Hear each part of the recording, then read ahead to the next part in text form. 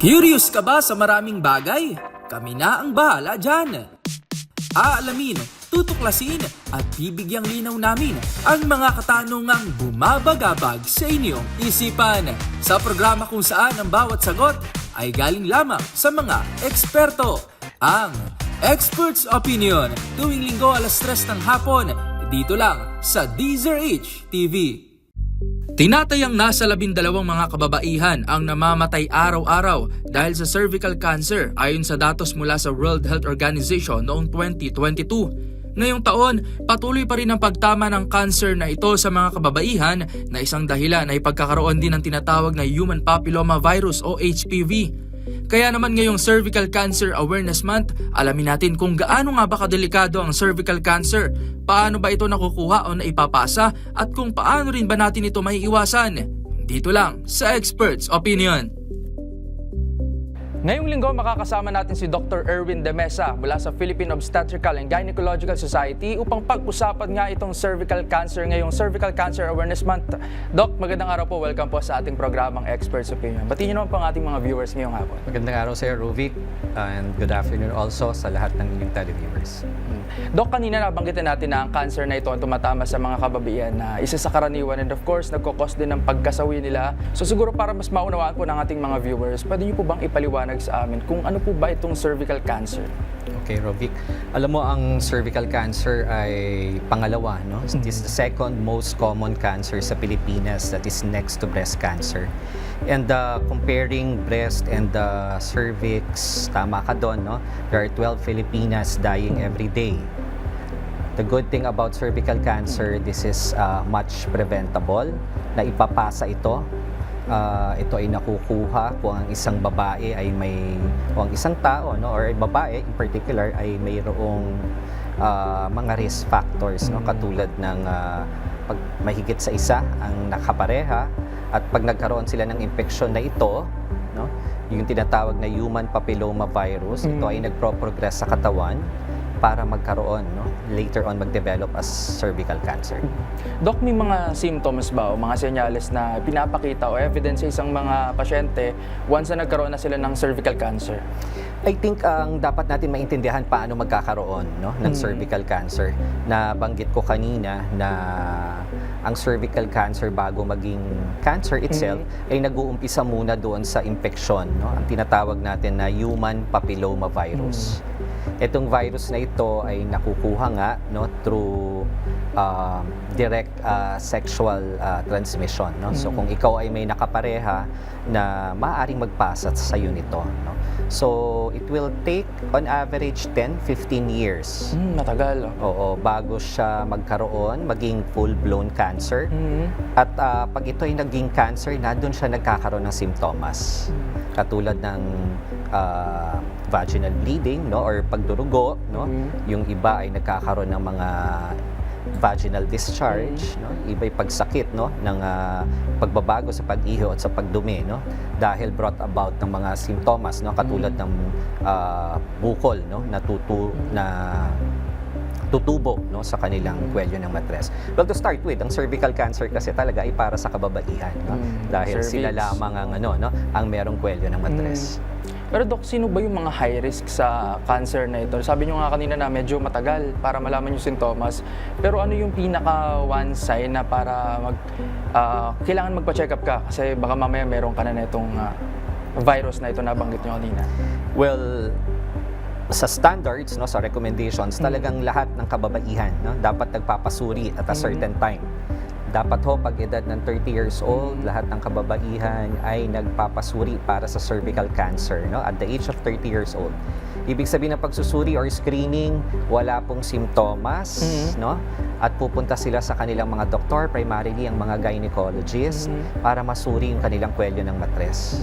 Anong edad? May age group ba, Doc? 30, no? Sa at least the World Health Organization, no, recommends at 30 years old, lahat ng babae ay pupunta, no, magpapasuri sa kanilang gynecologist para magawa, no, yung tinatawag na screening. Meron po tayong mga different types of screening para sa bawat klase, no, or social status ng mga kababaihan. Pero what is the common type of screening, Doc, na ginagawa Well, usually? maybe baka naririnig nyo, no, yung word na pap smear. Pap smear. Okay, no? So ngayon meron na tayong mga other ways katulad ng HPV, then DNA test, no? Wherein dito sinusuri na, no, ang unang nade-detect yung virus. Kasi when you're using the pap smear, ang ina-identify doon yung abnormal cells, no, na nagpapahiwatig na may nag-uumpisa na siyang cancer. Okay. But for HPV DNA, mas may advantage siya, may benefit kasi i-detect nito yung high-risk types na nagkukos ng cancer. Pero Doc, itong cervical cancer, of course, sa mga babae lang dahil sila lang yung may cervix, of course. Pero may counterpart ba ito sa mga kalalakihan? Well, of course, pag sinabing cervical cancer, ito nga, no, sa kababaihan lang ito. No? But then, if we're talking about HPV, no, yung virus na nagkukos ng cervical cancer, ang HPV kasi hindi lang nakakaapekto sa kababaihan. Okay. Parehong babae at lalaki ang naapektuhan ng HPV. So in other words, ang mga kalalakihan pwede rin magkaroon ng tinatawag na HPV-related cancer at ito ay tumutubo din, no, nakikita sa kanilang sexual or sa kanilang ari, no? So ibig sabihin yung penile, no, yung penile cancer ang pwedeng mag-develop sa mga kalalakihan. Pero Doc, ano pa bang mga complications yung pwedeng tumama sa isang pasyente o sa tao once na na-adapt nila to, nagkaroon sila ng ganitong klaseng virus, both men and women? Well, yung virus, as I've said, is a very common condition, no? Kasi nga na kukuha natin ito with a very common activity. Yun po yung pagkakaroon ng kapareha, no, na or sexual activities, no. That's why ang pag-prevent dito sa virus na ito ay magkaroon ng protection. No, so ideally, kaya nga nire-recommend natin yung tinatawag na bakuna para sa HPV. No? As a matter of fact, alam natin na ang bakuna ay it's a primary prevention, no? Na hahanay siya dun sa mga unang strategy paano maagapan ang pagkakaroon ng isang sakit. So as early as 9 years old, no? Bata pa, 9 Lahat years ng old. batang babae at lalaki ay kinakailangang tumanggap, no, ng dalawang, pagka 9 to 14 years old, kailangan silang tumanggap ng 2 doses ng bakuna. Bakuna. Okay. Above po dun, Doc. Pag 15 years old pataas, pwede pa rin tumanggap ang lahat ng babae at lalaki. Kaya lang, kinakailangan 3 doses na ito sa loob ng 6 na buwan or sa loob ng 1 taon. Anong reason, Doc? Bakit mas maraming dose o bakit Nakita sa mga pag-aaral na kapag ibinigay yung bakuna sa mas batang edad, no, mas nakukuha yung protection, mas mataas, no, yung nakukuhang protection. So nandun yung advantage na magkukuha ka ng prevention, no, at an early age. That's why for just 2 doses, nakikita na napakataas ng protection. At ito kasi ay isang paghahanda eh. Ito ay isang paghahanda ng mga tao, lahat ng tao, parehong babae at lalaki. Paghahanda nila ito para sa panahon o sa panahon na sila ay magdedesisyon na magkaroon ng mga kapareha, mag-uumpisa ng pamilya at magkakaroon na sila, of course, no, ng pakikipagtalik sa kanilang mga kapareha. Sila ay dapat mayroon ng nakakumpleto na ng kanilang proteksyon sa pamamagitan ng paggamit ng bakuna. Ngayon po, bago po ba mag-cervical cancer, nabanggit niyo yung HPV o human papillomavirus. Ano po ba tong virus na ito and ano po yung kadalasang reason bakit ito tumatama? Nabanggit niyo kanina through sexual intercourse. Yes, Pero paano no? po ba nabubuo to? Napaka-common ng virus na ito, no? As I've said kanina, nakukuha lamang ito sa pamamagitan ng direct sexual skin-to-skin contact, no? Basta nagkaroon ng pagdikit yung isang infected part ng iyong skin, no? Primarily doon sa genital area na during sexual contact, maaaring maipasa ito sa kanyang kapareha, no? And what is napakarami ng strains na to, no? Hindi lahat ng HPV, ito naman ang pwede nating sabihin na hindi lahat ng HPV ay nagiging cervical or nagiging cancer. Okay? Merong mangilan-ngilan, around 20 to 40 strains, no, na makikita sa genital area can ay nagiging tinatawag naming persistent disease, no? Nag-i-stage siya sa katawan at ito ang nagiging dahilan, no, or cause ng cancer. Okay? Ang challenging pa with this type of infection, hindi common sa kanya, no? Mas marami sa kanya or more than half subclinical. Ano ibig sabihin nun? Walang simptomas. So, mas mahirap That's malaman. why it's easier, no, for people na maipasa yung mga tong virus na to nang hindi nalalaman. Kasi alam naman natin, by mentality, pag walang simptomas ang tao, Hindi magpapatingin yan. hindi ka magpapatingin, di ba? That's the very reason why, no? That's why HPV is considered already as the most common sexually transmitted infection, no? At yung mga tao na nagkakaroon ng simptomas ng virus na ito, ang most common symptom niya yung pagkakaroon ng tinatawag na warts, no? So Warts. narinig na natin yung warts, kulugo, no? I think ang tao naman ay very familiar doon sa warts, no? Sinasabi galing daw minsan sa ihi daw ng palaka po. ganun. Yes, so yun, no? Pero I mean, yun yung kanilang naisip, pero hindi po yun galing sa ganoong sa mga hayop, no? But ito po ay yung nakikita natin, I think marami sa mga sa tao, no, na I think they're familiar with the warts. Nakikita rin ito sa common Sa face po, sa meron face, din. no, sa neck, no. Pero ito ay mga skin warts, no. They're not cancerous, considered cancerous, pero pagka yung mga warts ay tumutubo, no, sa genital area, ito kasi may possibility maging persistent disease, no. Nagtatagal siya sa katawan at eventually nagtutuloy-tuloy siya para maging cancer sa genital area, no, Dumadami katulad siya doon. ng kwelyo ng matres, no.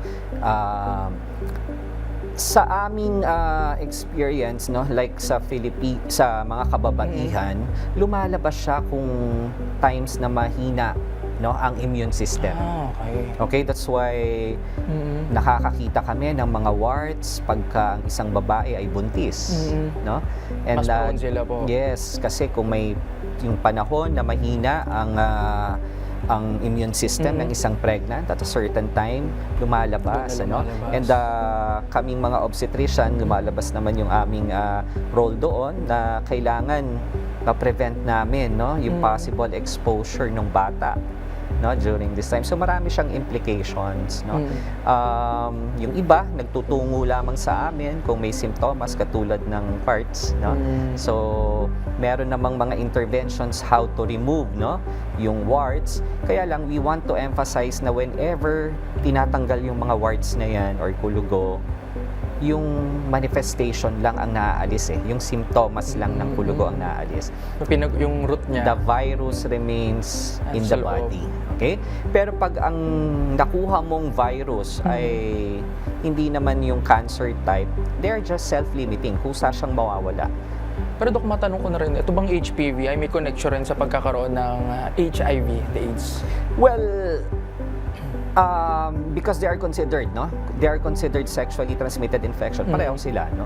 Pagka may HPV ang isang tao, no, parehong babae at lalaki, they're also being screened, no? Hindi lang for HIV, but for other sexually transmitted infections. Because yung risk for co-infection, no? Pagka may isa kang STI, may risk kasi, no, na pwede ka rin magkaroon ng iba pang STI. So, Pero automatic yun. Itetest namin yan for other STIs. Pero once naman na magamot, Dok, itong HPV ay ano na ba? All goods na ba sila or kailangan pa rin nila ng follow-up? Well, kailangan talaga silang mag-follow up. Because as I've said, continuous ito eh. Like for example, na-detect, no, na meron kang HPV, and good for you, ang nakuha mo ay yung low risk, no, yung hindi nagko-cause ng cancer, they can mawawala sila.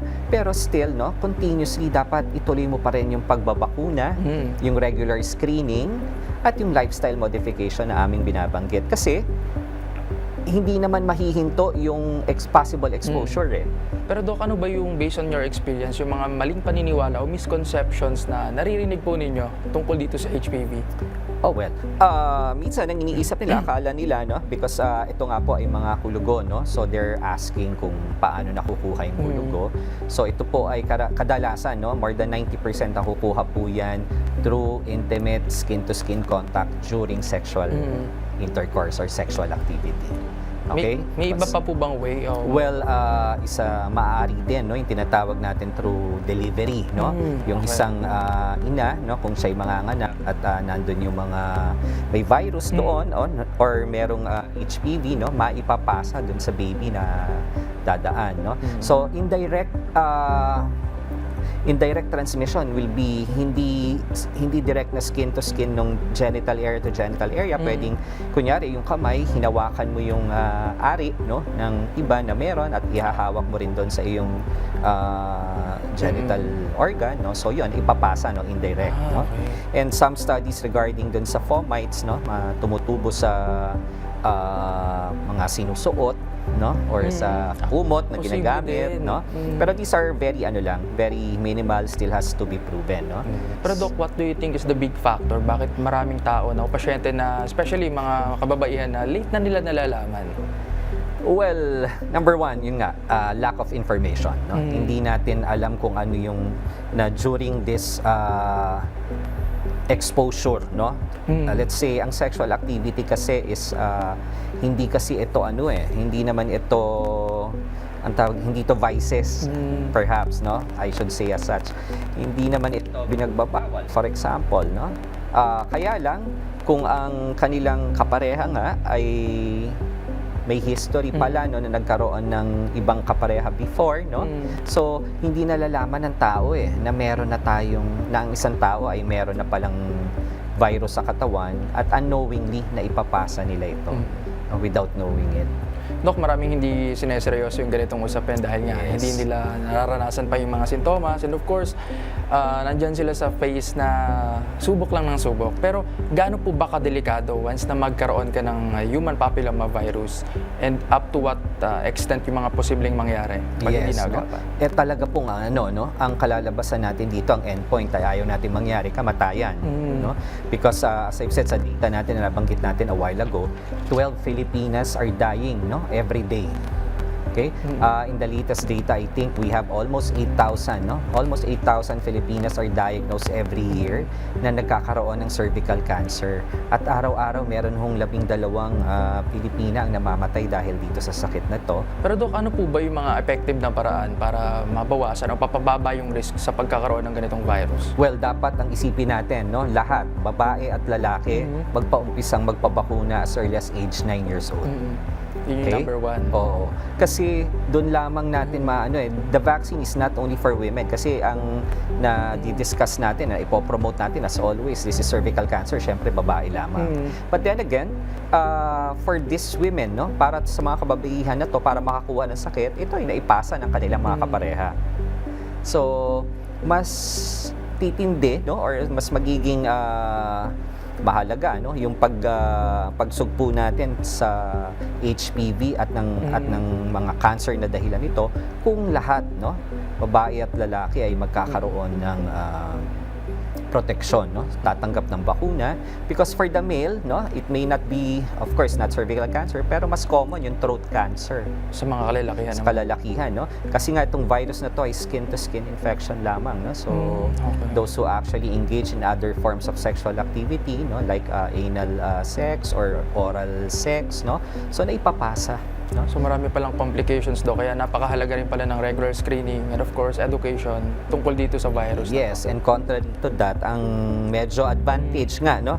Advantahe, benefit ng mga kababaihan, meron tayong screening para sa kababaihan. Merong screening for cervical cancer.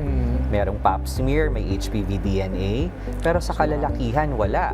No? Okay. Common ang anal cancer sa lalaki, HPV-related anal cancer or throat cancer na dahilan ay HPV, pero walang screening.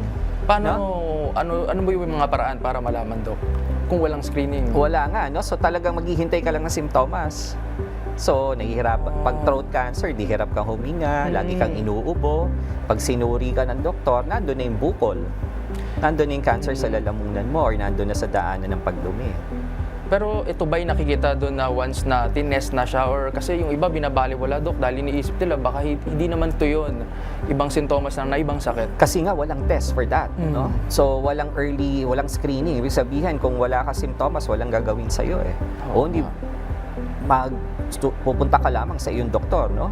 Kung ikaw ay may simptomas na at pag nakita namin yung bukol sa mga kababaihan, pag kami ay sinuri na namin sila, in-examine, makikita namin yung kwelyo ng matres, kung may bukol doon, ibabiopsy siya at titingnan lamang kung ito'y cancer na o hindi. So mas mahirap sa part pala ng mga kalalaki. Correct, Dok, no? So Bigla dapat kang mas kinabahan, mag-ingat. ano? Opo. Pero Dok, ito po ba ay namamana? Matanong ko na rin, no, kasi baka iniisip ng iba dyan, once na hindi nakapagpagamot, baka maipasa naman sa mga anak nila. Opo. No, so, ang cervical cancer, as I've said, or HPV-related cancers ay nanggagaling nga po sa virus na HPV. Okay? So, hindi ho ito namamana. No? So, ito lang ay naipapasa Ayan. kung ang isang tao ay meron na nito. Isa ring misconceptions kasi, Dok. So, iniisip nila. Pero Dok, number one concern din, bakit maraming mga Pilipino in general na hindi nakakapagpatingin dahil sa gastos. Pero pwede niyo po bang sabihin sa amin kung gaano kahalaga na hanggat maaga maglaan ng kaunting halaga para sa pagbabakuna? Well, the good thing about HPV-related cancers, there are a lot of ways, no? Maraming paraan para ma-prevent. Sabi ko nga, primary prevention is information and education. Ayon pa kay Dr. Erwin, available ang vaccine para sa HPV sa mga private clinics, ospital, mga butika at sa inilulunsad na school-based immunizations o SBI ng Department of Health o DOH para naman sa mga grade 4 students na ibinibigay ng libre sa mga public school. Sa mga pag-aaral sa ngayon, maganda yung nagawa ng bakuna no? Ang mga latest evidences na lumalabas, kapag nakatanggap ang isang bata, no, 9 to 14, nakakumpleto sila ng 2 doses ng bakuna, walang nagkakaroon ng cancer or mga other forms of early cancer. No? So, magandang ano siya, no? Magandang evidence. At ang pangalawa, ang maganda dito sa bakuna na to, yung pagpapakita niya ng high level of immunogenicity, isang karakteristik ng bakuna, no? Na pagka binigay mo siya, hindi mo kinakailangan ulit-ulitin yung bakuna para maibigay ng pangmatagalan yung protection, no? So, nakita sa pag-aaral na after you completed the 2 doses, mataas pa yung protection, no? Yung huling study that they released, after 14 years, you still don't need, no, the succeeding or tinatawag natin the booster doses. Now, if you receive the 3 doses of the vaccine later on, for those who are 15 years old pataas, no, pwede rin ho silang tumanggap, kaya lang 3 doses na, that will entail additional cost, no? So, meron pa rin protection na naibibigay.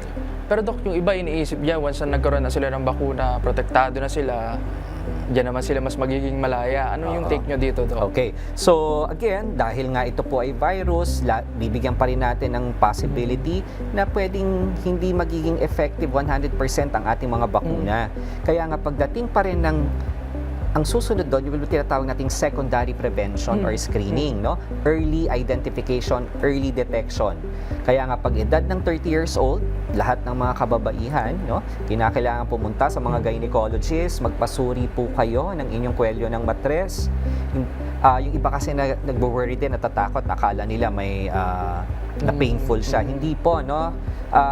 Mas painful po pagka-cancer ang Iba na yun, ang inyong nakuha. Okay? Because wala akong ibang gamot sa cancer kung hindi ma-prevent, hindi ka magkaroon, or pangalawa, ma-detect ng maaga. Pero Dok, once diagnosed, ano naman yung pwede nilang gawin after? Well, of course, pag tayo ay diagnosed na, the best is actually ma-diagnose yan ng maaga para mas malaki yung chance na ma-prevent, no? Kasi kailangan nating habulin na hindi pa kumakalat yung cancer. No? So, ito nga yung purpose ng secondary prevention or nung early detection para hindi na ho dapat tayo maghihintay ng mga simptomas. Dahil once you have symptoms already, most likely yung kung cancer man ito, mataas na yung stage, laganap na at mas mahirap nang gamutin. Siguro, Dok, before we end up to our discussion, no, baka may mensahe na lang po kayo sa ating viewers, especially sa mga kababaihan ngayong Cervical Cancer Awareness Month. Ngayon po ay Cervical Awareness Month, no? So inaanyayahan ko po ang lahat ng mga kababaihan, ng ating mga Filipina women, no, na bumisita po, no, sa inyong mga gynecologists. Kami po sa Philippine Obstetrical and Gynecological Society ay kakahibat ninyo, no, para sa pagsugpo ng cervical cancer. Isang sakit na or cancer na very much preventable. Lagi naman po yung naririnig sa aming mga doktor ito, no? An ounce of prevention, no, is better, no? Of course, better than cure, no? So lagi ho tayong dapat nauuna. Huwag na po natin hintayin na magkakaroon tayo ng sakit, mas magastos, walang kasiguruhan na tayo'y lagi makakasurvive. Okay? So ang health po ay dapat binibigyan natin ng importance. Ayan. Maraming salamat po, Dr. Erwin, sa pagbibigay po sa amin ng enough knowledge tungkol nga dito kung gaano kaseryoso and of course, kung gaano rin kadelikado itong cervical cancer, especially to women. Maraming salamat po, Doc. Thank you, Rob. At yan na po ang episode natin ngayong linggo. Naway nakapagbigay kami ng mga bagong kaalaman at impormasyong tiyak na kapupulutan din ng aral. Muli ako po ang inyong host, Rovic Manuel. Magkita-kita tayong muli sa susunod na linggo kasama pa rin ang ating mga eksperto. Dito lang sa Experts Opinion.